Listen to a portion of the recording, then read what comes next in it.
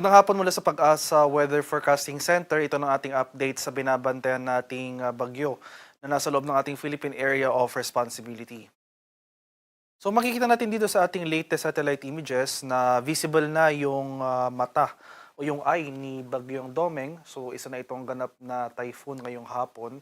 Latest location natin, yung sentro ng mata ni Bagyong Domeng, nasa layong 815 kilometers silangan ng Hilagang Luzon.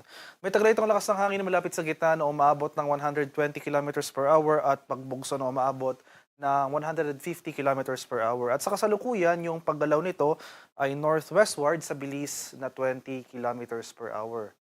So makikita rin natin dito sa ating latest satellite images itong signature ng mga kaulapan sa may West Philippine Sea ay ang pag-iral nga ng ating southwest monsoon o yung hanging habagat. So dahil sa epekto ng trough or extension nitong si Bagyong Domeng as well as yung ating southwest monsoon, asan pa rin natin na mataas sa tsansa ng mga pag-ulan sa malaking bahagi ng Luzon at western sections ng Visayas at sa Mindanao. Itong trough or extension ni Domeng magdudulot ng mataas sa tsansa ng mga kaulapan at mga kalat-kalat na pag-ulan at thunderstorms dito sa may area ng Batanes, Cagayan, Isabela, pati na rin sa Aurora at Quezon. Samantala, yung habagat ay magdudulot naman ng mga kaulapan at mga kalat-kalat na pag-ulan na may pakulog at pagkidlat dito sa area ng Zamboanga Peninsula, Barm, mga lalawigan dito sa lalawigan ng Lanao del Norte, pati na rin sa Negros Island Region, Western Visayas, buong Mimaropa, at dito po sa area ng Batangas. At ito yung ating latest track and intensity forecast para kay Bagyong Domeng. So makikita natin na sa mga susunod na araw hanggang bukas, magpapatuloy yung generally northwestward na paggalaw ng bagyo. So for the remainder of the forecast period ay magsisimula itong mag-recurve. So magiging northward and then north-northeastward yung paggalaw nito na kung saan posible nga itong lumabas ng ating Philippine Area of Responsibility sa araw ng Lunes. Makikita rin natin dito sa ating forecast track na mananatiling malayo yung track nitong si Bagyong Domeng sa ating bansa. So yung magiging concern po natin sa mga susunod na araw ay yung epekto ng southwest monsoon o yung hanging habagat sa ating kapuluan.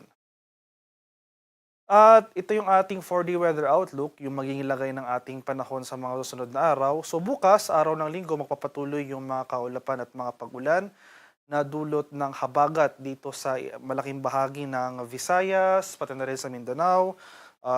Maging dito sa area ng Southern Luzon, sa may Calabarzon at Mimaropa. Samantala, itong silangang bahagi naman ng Luzon, yung mga lugar na nabanggit ko po kanina, malaking bahagi ng Cagayan Valley as well as Aurora and Quezon, makakaranas rin po tayo ng mga pag-ulan. Dala pa rin yan ng trough or extension ni Bagyong Domeng. Simula sa araw ng Lunes hanggang sa Miyerkules, makakaranas pa rin tayo ng mga pag-ulan. So mas rarami pa yung mga areas sa makakaranas sa pag-ulan, especially dito sa May Luzon at itong kanurang bahagi ng Visayas at Mindanao. Dulot po yan ng epekto ng southwest monsoon o yung hanging habagat. So by Monday or Wednesday, by this time possible, nasa labas na ng ating par itong sa Bagyong Domeng. So wala na itong magiging effect sa ating bansa sa araw na ito. So yung southwest monsoon, yung magpapaulan sa malaking bahagi ng Luzon at kanurang bahagi ng Visayas at sa Mindanao. At ito po yung ating latest weather advisory issued kaninang alas 5 ng hapon. So starting tomorrow afternoon to Monday afternoon, ito yung mga lugar na pinaka-maapektuhan ng mga pag-ulan na dulot ng habagat na kung saan posibleng umabot ng 100 millimeters yung mga pag-ulan. So sa area ng Palawan, maging sa mga lalawigan na Occidental Mindoro at Antique. Yung mga lugar na yon, magpapatuloy yung mga pag-ulan hanggang sa araw ng Tuesday, sa hapon ng Tuesday. So magkakaroon na rin tayo ng mga pag-ulan sa may Iloilo, Guimaras, maging sa mga lalawigan ng Batangas at Bataan dito sa Luzon. So itong mga lugar na ito, maghanda po tayo at maging alerto sa mga banta ng pagbaha at pagguho ng lupa, lalong-lalo na kung malalakas at tuloy-tuloy yung mga pag-ulan na ating mararanasan sa mga susunod na araw. So generally, western sections po ng Luzon at Visayas, maghanda po tayo sa mga banta ng flooding or landslides. At sa kasalukuyan, walang nakataas sa tropical cyclone wind signal sa ating bansa.